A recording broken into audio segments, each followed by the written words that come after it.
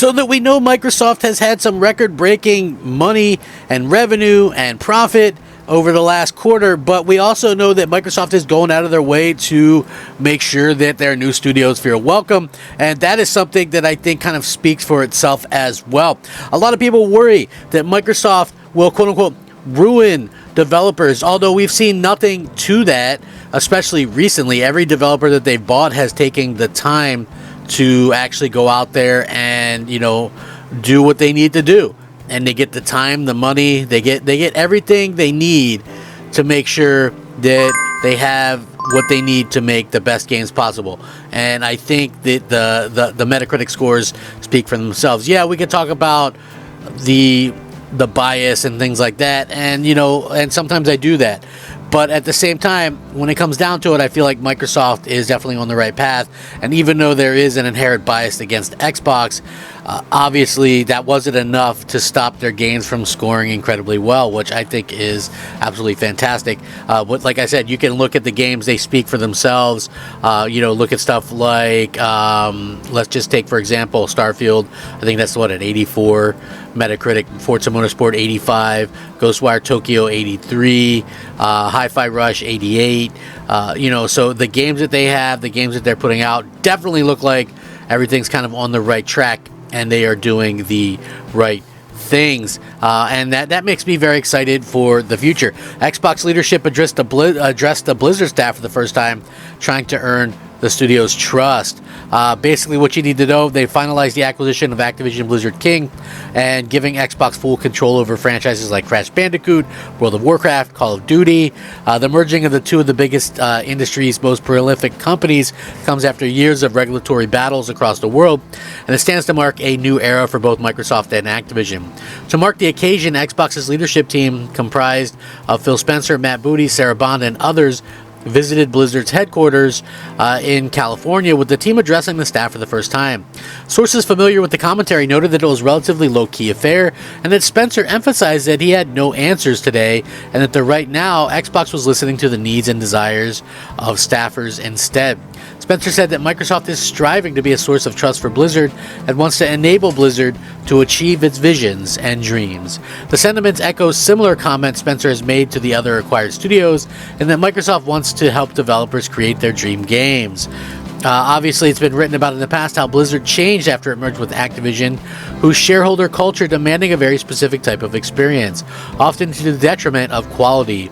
It's easy to argue, then, that Blizzard has found its footing in recent years, with World of Warcraft in better shape than it has been in years, and Diablo 4 reaching a new level of photorealism that we rarely see in the industry in general. Microsoft's leadership reportedly remarked that they see Blizzard as the Pixar of the gaming industry, owing to the pioneer nature of the brand and the legacy of innovation and new genres and technology. So, interestingly enough, Mikey Barra said some things that was about being a new chapter for Blizzard, a 2+ year journey, and couldn't be happier. It's a tad speculative, but was told that Activision branding was notably decoupled from Blizzard during the event. The backdrop shared by the Xbox team at the event featured only Xbox and Blizzard branding. Indeed, former Xbox CVP and current Blizzard president Mikey Barra shared the canvas showing that Blizzard and Xbox iconology present side by side. It could be indicative that Blizzard will regain some managerial independence from Activision, who has often been criticized as meddling from both current and former staff. So Activision was present on the ground too. Activision EVP for Corporate Affairs Lilu Chang shared some shots of the Xbox CVP Sarah Bond, Xbox CEO Phil Spencer, and Blizzard's campus, and everybody was told that the team shared stories of Blizzard games they played with the staff and things like that. So Blizzard has had a little bit of a difficult path the last few years, in particular. Layoffs have been as ever present fixture in the studio atop the legacy of toxic workplace, etc., etc. Microsoft stepping in to take the reins should serve as some of a page turner for Blizzard, though, as Phil Spencer said, there needs to be some answers to some of the most burning questions. Will Microsoft seek its own round of layoffs? Will Microsoft seek to downsize or kill certain games in maintenance mode? What other high potentially disruptive decisions could Microsoft hand down?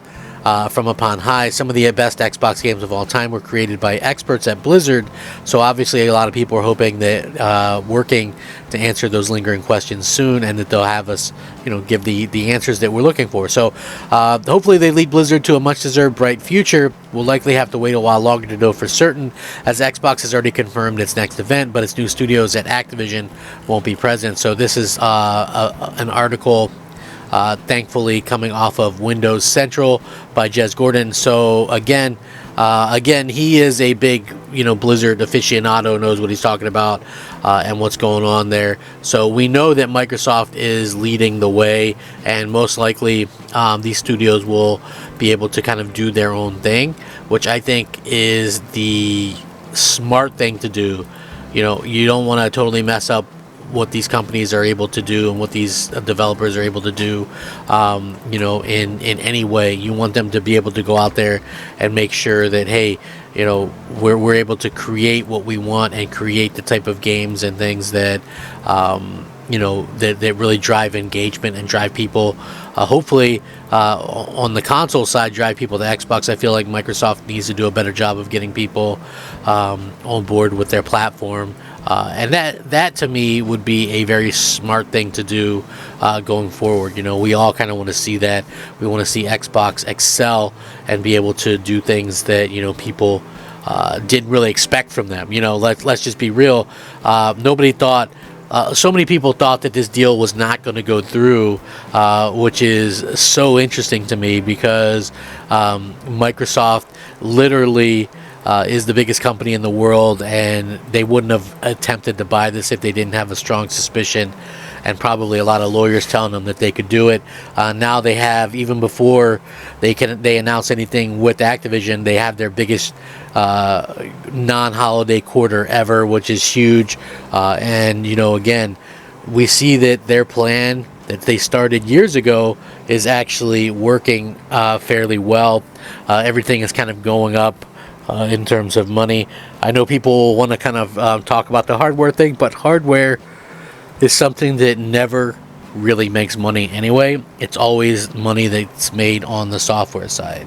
So, again, we'll see what happens long term, but this is nice to see that everything is kind of coming full circle, and we will continue to see Microsoft, do some pretty cool things in the future. At least that's what I think anyway. Allowing these companies to kind of do their own thing, I feel like is incredibly important.